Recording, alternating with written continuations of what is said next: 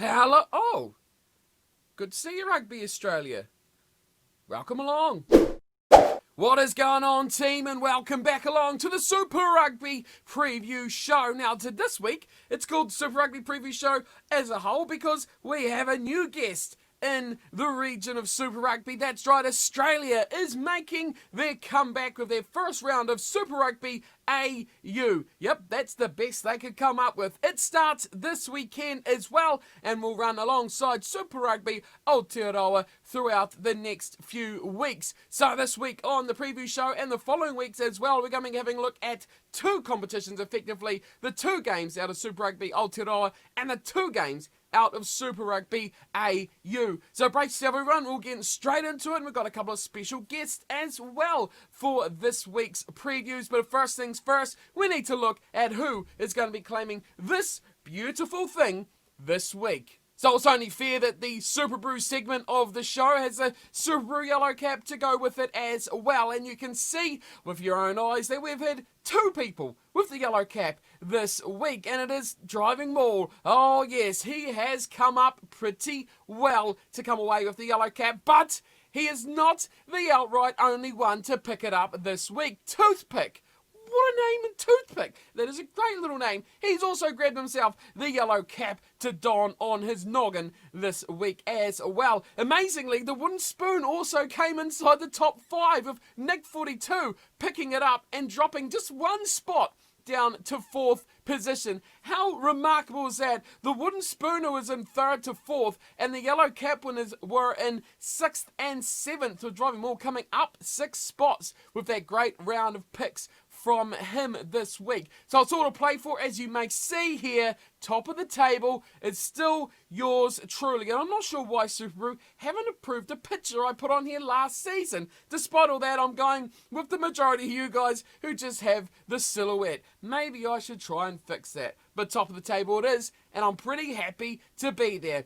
This week, we've got a couple of really big matches coming your way. It starts off on the Friday night, which effectively will be tonight, where we have the first Australian game on our hands. Super Rugby AU kicks off Friday and Saturday nights. Then we've got Aotearoa on Saturday and Sunday. So we've got a full weekend of rugby coming your way for the foreseeable future. It kicks off at Suncorp Stadium, where the Reds will take on the Waratahs, and then we'll have the Highlanders versus the Crusaders on the early Saturday matchup, and then late Saturday the Brumbies will take on the Rebels. Then moving into Sunday, the Chiefs will wrap the round up against the Hurricanes. It's a full round of Super Rugby, and of course we're upping the stakes here on the channel as well. We've got two guests coming your way, so let's go check those guys out. First things first, we'll look at Super Rugby Aotearoa, and our special guest to go with it will be, for Super Rugby Aotearoa, Paul from the Driving Maul and from New Zealand Sports Radio. Now, Paul, it's been a while since you've been here on the channel with all the worldly disasters that we're not going to talk about and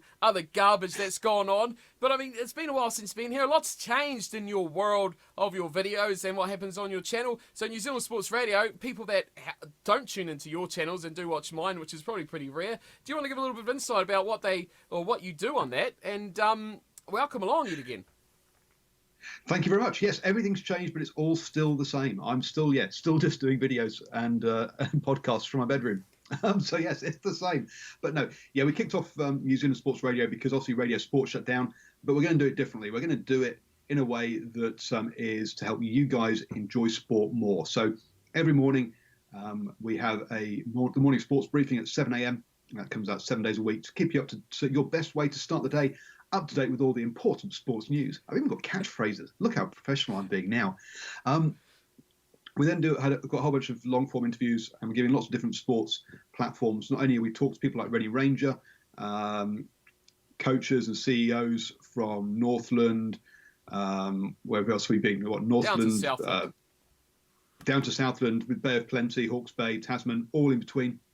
Lots of those kind of things, but also talk to the CEOs of Wacker Armour, canoe racing, volleyball, New Zealand bowls, New Zealand surfing, done a bit of esports stuff as well. So look, there's stuff covering all interviews across all those sort of things. We also then have Monday nights is our rugby show. Tuesday nights we have a quiz show, or we try and have a quiz show. Wednesday nights is our rugby league show. Yes, that other overball code. And then Thursday nights are our cricket show. So they're all at 8 p.m. We're also doing some Super Rugby previews and reviews. So yeah, we're building out what is hopefully going to be a multi-sports channel. Sounds extremely busy. And you can catch myself on there too from now and then when I can have time to jump on in. So it's all good fun to have a bit of a say about sports. So if you do want to go check that out, you can check out all the links will be in the description. And of course, you can check out Paul on Twitter as well. As his little thingy bobby will be under his face. So you can go check that out. And on the hat. So there you go. It's 2-for-1 deal. But we're here today to talk about Super Rugby Aotearoa, the two matches we do have in store. Of course, the Highlanders will be hosting the Crusaders in our first match here. And then we've got the Chiefs up against the Hurricanes. We've got 3 out of 4 teams, which maybe by the time we get to the second one, they might name it. But we don't have the Chiefs team yet, Paul. Come on, catch up. Keep with it. We've got 3 out of 4. So hopefully we'll have the 4th one. Maybe by the time we get there. Depends how long we go. But we're going to start off with the Highlanders versus the Crusaders. Now, this is a pretty big game, I think, for both these two sides. The Crusaders want to keep their form going. They'll want to keep the W's ticking over because they've got that big date with the Blues, who Paul would just love to see get more wins against, especially the Crusaders team. But what do you make of this Crusaders side? What I find most interesting about this is the changes they've made heading into this. A number of changes that surely will leave the Highlanders licking their lips a little bit, don't you think? Yeah, absolutely. I mean, there's definitely been some. There've been some changes. Now, some of those are injury enforced. But I think there's also a couple in here that are about rotating the squad, resting a few players as they've had a couple of games already. And then, as you say, the big game coming up next weekend. So in some ways, just purely because I want next weekend to be a big clash and to be I kind of want the Crusaders to win, but also from Blues' point of view, because the shirt's just there, I want clearly I'd like the Highlanders to get up over the Sailors in the little brother, give the big brother a kick in the pants, as it were. So yeah, there is an element of, are the Crusaders taking the Highlanders a little bit lightly by resting a few players and putting Will Jordan onto the wing rather than fullback where he's been good. Lester Uku, his first start, as well, and also Tom Christie coming in there. So yeah, a number of players. A number of rotations, and also Mitchell Drummond getting his first start. So a number of changes there. So yeah, just maybe they're taking the Highlanders a little bit too lightly. It's a dangerous thing to do, isn't it? Especially when this game is a home match for the Highlanders. So Forsyth Bar Stadium, under the roof. I feel we're going to have a nice summery type game. Everyone's going to be freezing except for the players, which might warm themselves up. I mean, but we should see, given the conditions are always like it is summer, good underfoot, it'll be dry, there'll be no rain, of course, with the roof. So it's going to be good for attacking rugby. The Highlanders have to bring their A game, though, don't you? But the change of Michael Collins at fullback, going to be a definite lift for them after the disaster of Scott Gregory last weekend. Yeah, I mean, Scott had a tough old day. Look, it's never fun playing fullback when it's absolutely bucketing it down, and then try and deal with those high balls. But even so, yeah, he had a bit of a shocker last weekend. So yes, bring Michael Collins back, steady influence. Look, he's not going to sort of cut the game to pieces. But when you've got Nariki and Piniavi on the wings, you've also got Koroi coming off the bench. Look, there's plenty of X factor and opportunities there for those guys to cut this game open. So having that one steadying presence at the back is, I think it's quite a good move, to be honest. Look, this team beat the Chiefs by a point, only lost the Blues by 3. Look, they're good at staying in games. So taking them lightly, I think is a real mistake. Even if we did think coming into this competition, because pre-lockdown they were bottom of the New Zealand Conference, with just one win and a draw from those 6 games. But coming out of it now, they've looked much better. Clearly, they've used that downtime to get their headspaces in the right place, make correct selections, pick 12s if you can, rather than picking 10s at 12, always helps. And actually picking wingers rather than putting centres out on the wing also helps as well. So better selection policies, better attitude from the team, and we're seeing better results. It's interesting you say that too. I was going to go a little bit further on that with the absence of Josh Ioane, still not in the team. Obviously, he's going to miss pretty much the whole season now, so that's going to be a bit of a loss. But I think that's a good chance to just cement a spot in there for Mitch Hunt in that number 10 jumper and make that fully his own. He doesn't have that, indecision of who they really want to play there. They've got their man, Mitch Hunt's the guy going to do it. Do you think since pre-lockdown, now going into Super Rugby Aotearoa, the style of the Highlanders has changed? Is there something else? The selection difference makes a difference, but the way they're playing, they're getting more out of their key players, I think, and especially that forward pack has changed them completely. Is this the same sort of style they're playing, or have things completely changed for the Highlanders? I'm not sure it's completely changed, but what's definitely happened, what I think is definitely happened is that they're actually all on the same page now. Look, they had a lot of change in the off-season. Half their squad pretty much was brand new. So, look, the lockdowns allowed them, even if they haven't been together actually on the pitch, but it's allowed the coaches to work with the players and get them on the same page as the coaches, which is a big help. So you're not having to. There's not that indecision of, I normally defend like this for my province, but the defensive system's different here. Do I actually, when under pressure, do I revert to my provincial system by accident and leave a hole? That kind of stuff isn't happening so much, I don't think, anymore.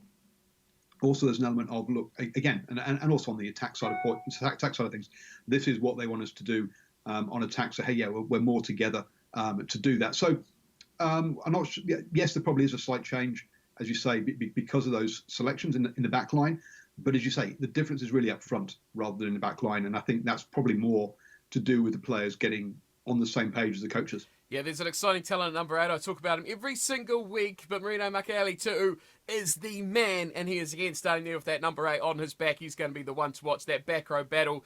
Shannon Frizzell's coming into his own. Dylan Hunt is just a monster on defence. So I think they really have a good chance here to pull something out of the hat. Are you game enough, Paul? Are you game enough to back the men from the Southern franchise? No, I'm not, to be honest.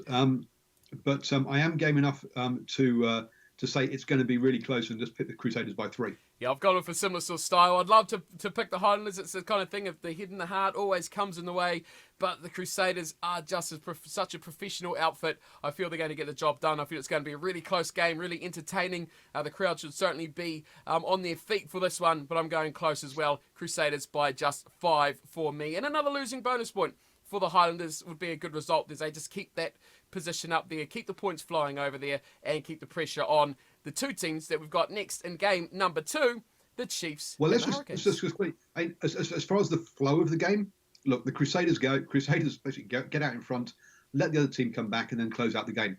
The Highlanders tend to get behind and then get close towards the end. Mm-hmm.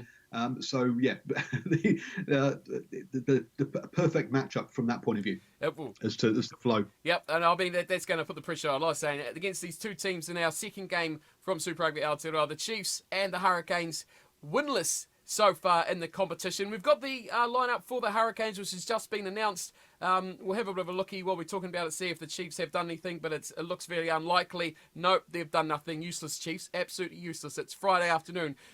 It's a weekend of rugby, man. We've got to get this stuff sorted out. Sunday games are terrible when you've got to work on a Sunday. But it is home for the Chiefs. And where do you see the key areas of this game heading for who's going to win? Obviously, Geordie Barrett's back for the Canes. Where do you see the winning and losing of this one? Yeah, there's been a whole bunch of changes actually for the Hurricanes. We initially look at it and went, oh, look, yeah, first choice team. And then you actually look a bit closer and go, oh, look, there's Peter Ranga-Jensen suddenly lining up at 13, not Vince Arso. Corvus Van Wyk at 14, so Hooson Hit drops to the bench. Geordie Barrett at 15. So we've lost Arso and Karifi straight out of the match day 23. Also on the bench, Riccatelli at 16, not a Mua, which is a bit of a surprise there. Liam Mitchell also comes into that 20 jersey. I've gone blank as to who was on the bench previously, but it wasn't him. So quite a few changes actually here for the Hurricanes after a week off. Which is interesting. With Fafita and Liam Mitchell both on the bench, they're two kind of 5.5, 6s. They're two guys who can play in the row and also can play at 6. So some real line-out options. And when we're talking about against the Chiefs, who can't win a line-out to save their lives, you've got to say that's where the Hurricanes really could cause the Chiefs some difficulties. Just pin them back. Booming boots into the that, and then just basically steal their lineouts could be the way to win this game, depending on what the weather conditions are going to be like. because I love talking about weather, don't I, Steve? And Nail it every I look time. out the window now. Actually, look here. You go. I'll give you a quick peek out the window here. Oops, in Hamilton, and you can see nice sunshine out there, maybe. But this Sunday, that is not what we are being predicted. We are being predicted some pretty hefty rain. So wet game, which could just mean it could become a kicking battle. And in that situation, you've got to say, I mean, obviously Geordie's howitzer of a boot helps, but you've got to say that Cruden versus Garden Basher, as far as tactical kicking and leading a team around the pitch goes, you've got to back Cruden every day of the week and then twice on Sundays, haven't you? And it's uncanny that the game's being played on a Sunday, isn't it? So that just makes it even worse for the Hurricanes when it comes to that battle. Yeah, I was just, as you're talking there, I was looking at the Hurricanes side and didn't even notice that Vifafita was actually dropped to the bench as well. So good we'll pick up on that one. A number of changes, but it does give them that more strength off the bench, which is going to be definitely helping them as this game wears on. Yeah, the number 10 battle is going to be huge for me. What Jackson Garden Bishop can offer, but I think we're going to see a lot more of Mr. Geordie Barrett coming into this line and taking a lot more pressure off him when it comes to that territorial game and kicking. For the Chiefs, though, I've been massive concern with Damien McKenzie. He's been way off his game, and he needs the spark if this Chiefs team is going to come to anything like their pre-season prospects, I guess, promised them that they should be a team that can at least compete with the way they've gone so far. But 3 losses on the trot. Confidence must be low. Who do you expect to step up here for the Chiefs if they are to upset the apple cart? It would seem to get the job done. Well, it's going to have to be those forwards, right? Those forwards have got to step up and do the business. You can't have Samasoni coming on, Tokulahi coming on, and then having a line out and nobody jumping. Come on, guys, you've got to get that communication together. There needs to be more leadership from this Chiefs team. They have the characters. They've got the people there that you think, hey, they can stand up and do that, but they don't seem to be doing it, and that's the biggest concern for me. Sure, again, a wet game. This is not David McKenzie's territory. Let's be blunt. Expect a lot of high balls that he's going to have to try and contest for, because again, that's how the Crusaders scored last weekend. Was a crossfield kick that David McKenzie just totally got wrong. So yeah, we also need, but I think one of the big things here is it's going to be that forward battle, and at least neither side's going to get dominated in the way they have been before. So that should hopefully keep both halfbacks a bit calmer and not losing their heads like we've seen from both Brad Weber and TJ Perenara so far this season. For all I've said that basically the Chiefs don't have the tools for this weekend's games, I'm backing them by 5 for some reason. I can't remember why. I thought you did back the Chiefs as well. That's why I was quite surprised. It seems to me that the more we talk about it, the more we put the Chiefs down the barrel of another defeat. But I've gone completely opposite from you. I think it's going to be the Hurricanes that will get that job done. So I'm going Hurricanes by 4. It's going to be close. It's going to be tight, but it's going to be which team or which set of players step up the most, I think, and take that responsibility against the other team. So someone's going to have to step up. Geordie Barrett's one I'm really interested in. Paul's going for the Chiefs. It's going to be 2 close games. I feel another exciting round of Super Rugby Aotearoa. And of course, following that, we do have Super Rugby AU as well, which we are going to be talking about next. But that is pretty much it from Super Rugby Aotearoa. Trying to keep it short, trying to keep it slim, but no. Are you going to keep it short? Okay, I'll shut them. You can add on whatever you like. Go for it. Go for it. Open I slab. thought we were going to rant about Hickey, aren't we? About the Hurricane signings. Talk about Hickey. What you was clearly distressed about it before we started. So upset. Go, Paul. Yeah, I'm upset about this because there's a guy out there in Hawke's Bay by the guy name of Lincoln McClutchy that's been playing here. It's been playing really well. Come out of school relatively recently. You've had him, Fakasava inside him, and then Danny Tuala outside him, and I've forgotten who the number 8 is now. That's also from the same school. That's come through at the same age, and you've got these 4 kids who have come out of high school. There's been a bunch of injuries for Hawke's Bay, and that entire spine has really put really played well, put Hawke's Bay in the right positions. And you're like, why aren't they giving Lincoln McClutchy the opportunity?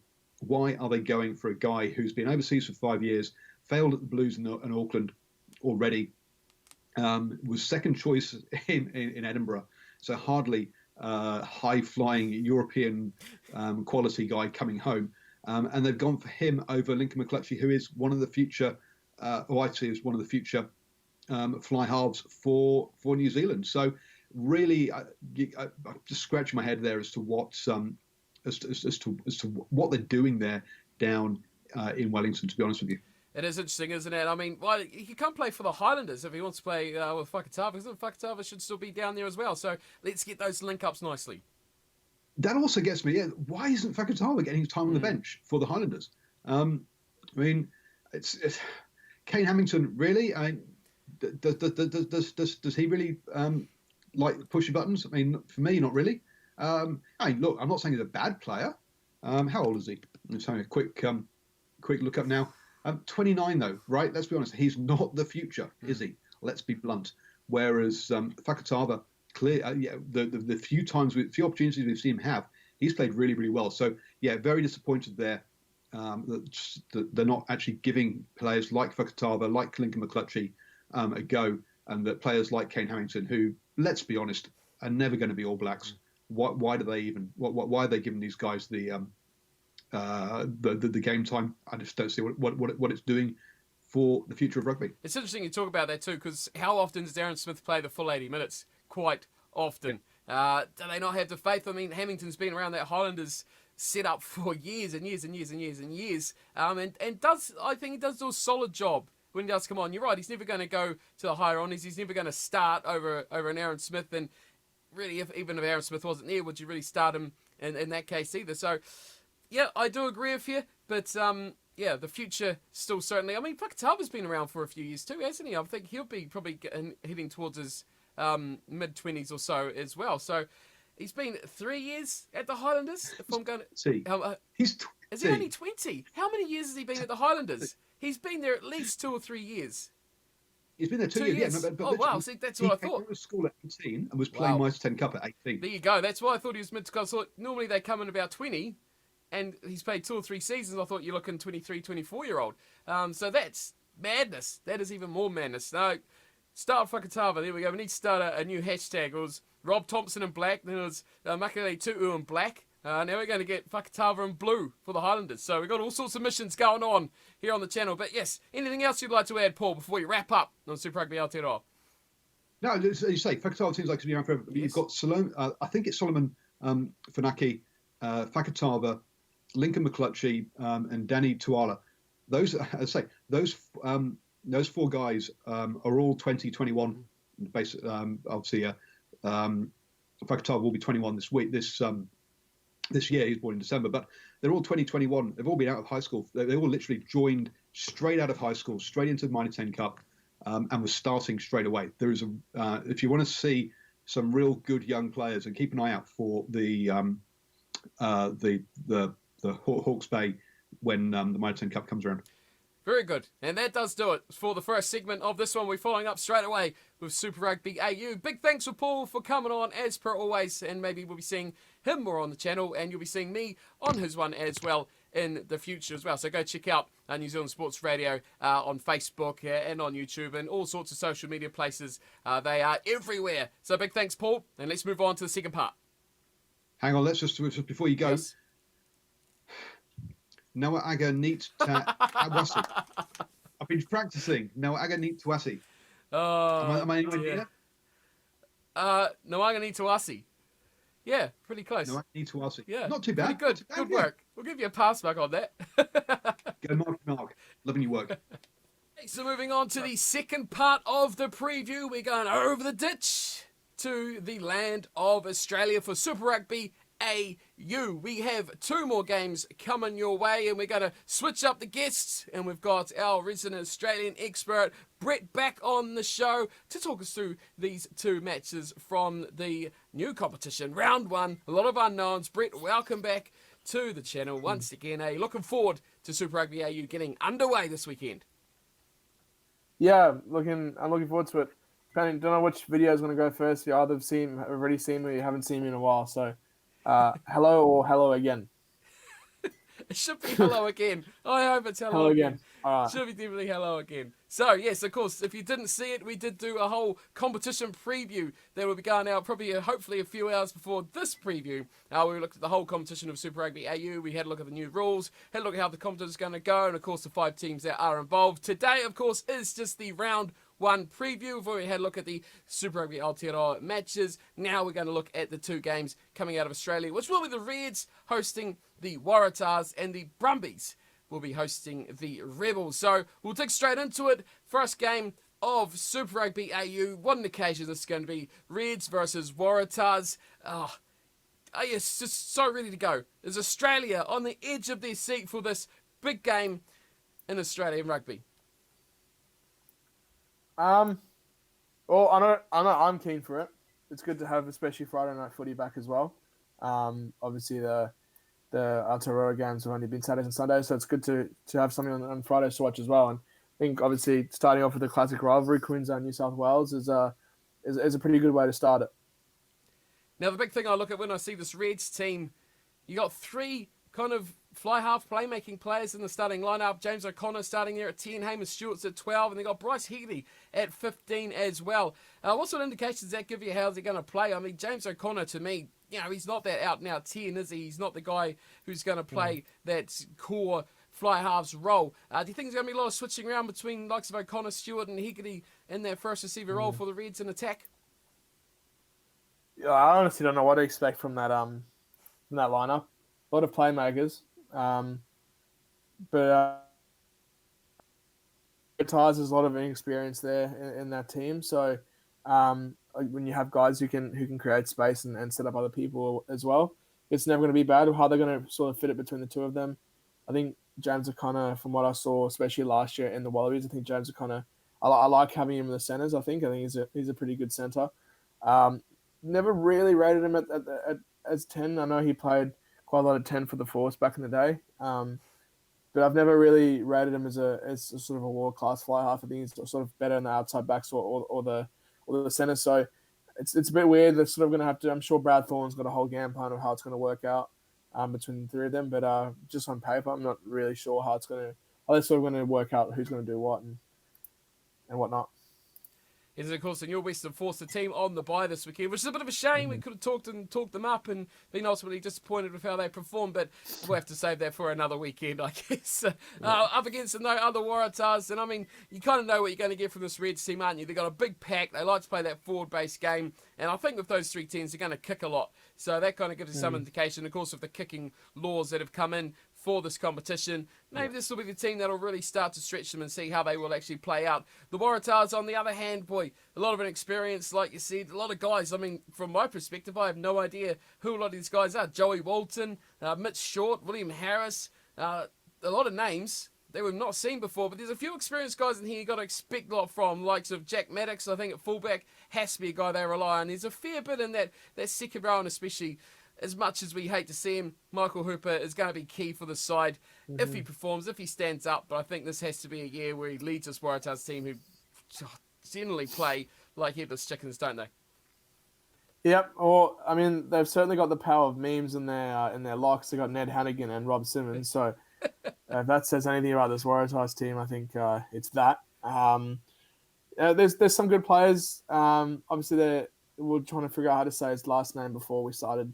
I'm just going to call him Mark Winger because I really don't know how to say his last name. I really don't want to offend anyone. So Mark 11 or Mark Winger, he's had a pretty good Super Rugby campaign to start with before everything got shut down. Alex Newsom, obviously, is a former Western Force boy. So I nearly said Sharks boy. Former Western Force boy. Pretty decent. And Jack Maddox as well really showed last year that he's sort of nearly pushed for a Wallaby spot last year. So I think those guys, obviously, like you said, Michael Hooper is always good. One of the better players in the world, Michael Hooper on his day. So but yeah, a lot of experience. It's going to be up to those guys to sort of try and bring them up to standard. You've got to try to say it. Noah Kuntawasi. There we go. First stab at it. And Noah Kuntawasi. We're playing games this weekend. We're going to be bringing the games on Rugby Challenge, so I've got to learn how to say old Noah Kuntawasi properly. I'll have to do that better later on. So there we go. We've got the practice in already. Okay, Reds at home obviously going to be the big factor, playing at home regardless, no matter what way the crowds are going to go or anything like that during this whole competition. It's a bit of an unknown, isn't it? But still, at home, big clash, like I said, Queensland, New South Wales. What a way to start the competition it is. But who's going to take the cookies home in this one? It's going to be the Reds, I think. It's going to be the Reds fairly easily. In the whole competition preview, I think we took the piss out of the Waratahs quite a bit, and not really done trashing them yet. I think they're an absolute dumpster fire right now, and I don't think they're going to really, especially in Queensland, I don't think they're going to really offer up much. And if they prove me wrong, they prove me wrong. But from what I've seen, in terms of their ranks right now and who they selected, I think Hannigan and Simmons is a disastrous locks combination. I don't know how that's going to go. And especially when you're going up against the Reds who are very forward dominated, locks are probably a good thing. And I don't really expect much from the Tars. When I say they're going to be belted by the Reds, I think belted is sort of a loose term, because I think the Reds are going to have quite a lot of rust on them. So I've got the Reds by 17. I think in sort of the process of things, I think 17 in this sort of context is a bit of a belting, but I don't think it's going to be sort of too much, because the Reds themselves are going to be very rusty as well. So yeah, Reds by 17.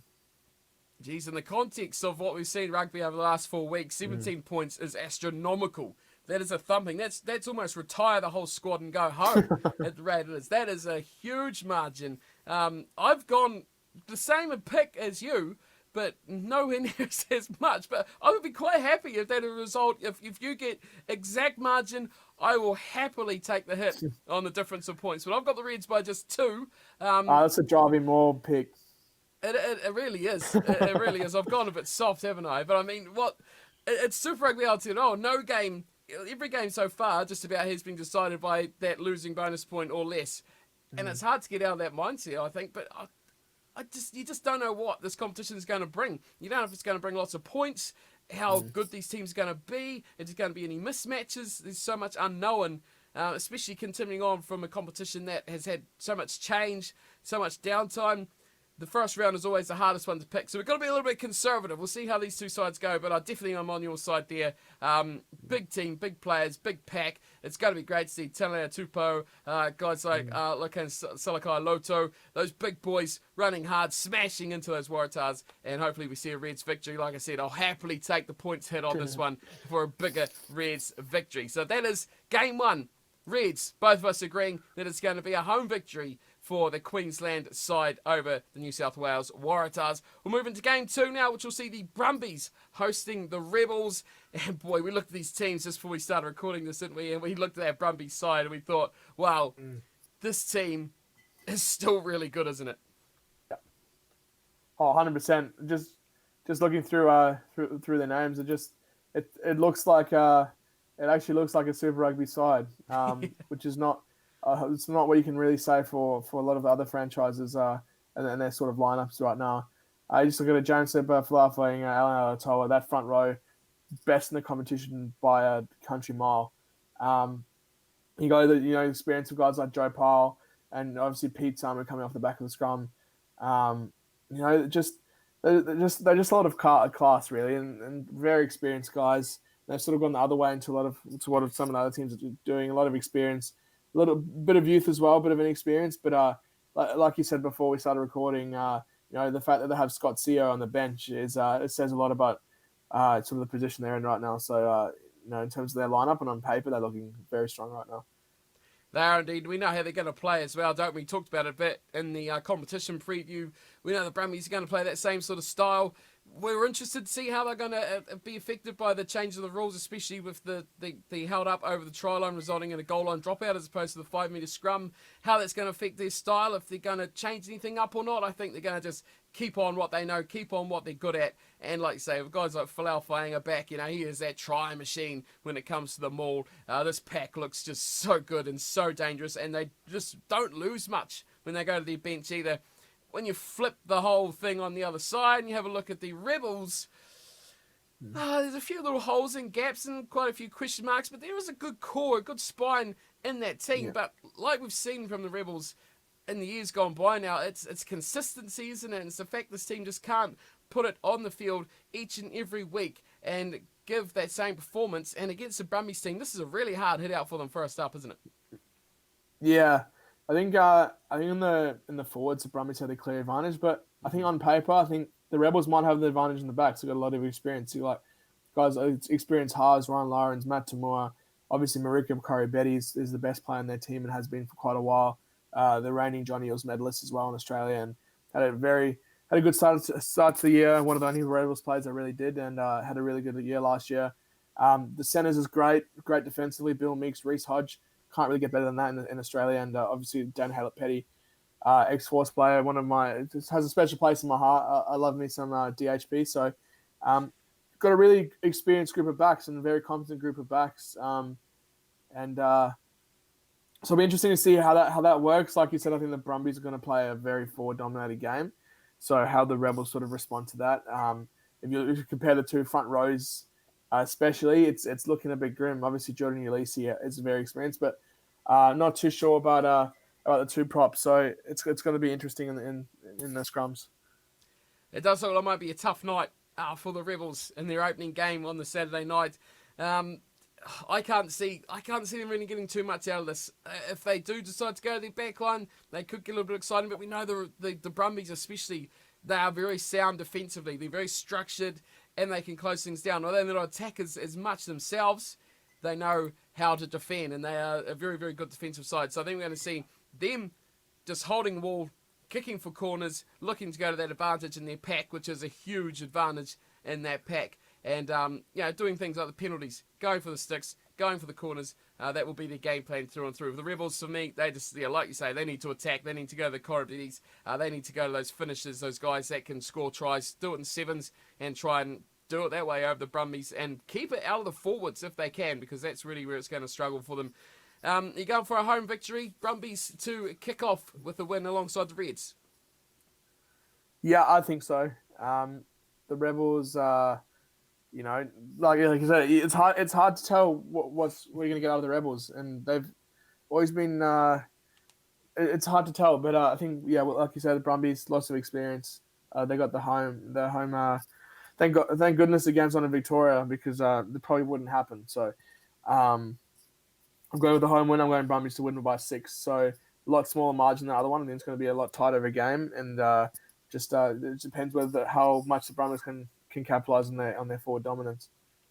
If the Rebels were playing any other team in this competition, if they were playing the Reds, if they were playing the Force, or if they were playing the Waratahs, I would probably be siding slightly with them to get the victory, just because they have that ability, and there's kind of X-factor players that can make something happen, like Korobidi. But against the Brumbies, I just can't see it happening. It's the toughest way to start, and I think they are a team that relies on confidence. If they started off against a team they can win and got that confidence, I think they could be a difficult side. But without that confidence, I think it's going to be probably a tough opening few rounds for them to try and get back on the track if the Brumbies do actually do the job against them. I've gone a little bit bigger. I've gone opposite from you again. I've gone Brumbies in double figures. The 2-1s. Brumbies by 11 to get the home win. I just like the look of that team. It just looks so solid, so exciting, and I think they're going to be hard to break down defensively, and they're going to just grind away, and slowly but surely they will wear the Rebels down in the forwards where it really matters, and that's obviously, as the old cliches go, where the games are won and lost. So we are going in agreement, although margins are a bit different, for Reds and Brumbies victory in the opening round of Super Rugby AU. Again, the most creative name we've seen in all of rugby history. Hopefully some good rugby though. Hopefully we get some exciting rugby, some good tries, some close games, and a little bit of excitement to go alongside your Super Rugby Aotearoa weekend. But that does do it for our review. 2 games only. Let's not talk too long like I always do. Big thanks to Brett for coming on, as per always. Hopefully we'll get some more comments from him in future over Super Rugby AU as well. Let us know your thoughts on who you think is going to win these matches this weekend. And make sure to follow us on Twitter. They'll be just under our faces here. You can go and follow us there. And we always have some good chat and abuse to throw at the players and the teams while the matches are going on. So make sure you come join in on that. Have some fun. And we'll see you there for a game day. Until we speak next time, thanks for coming by. Big thanks to Brett as always. And we'll see you for the next one. Till then, take care.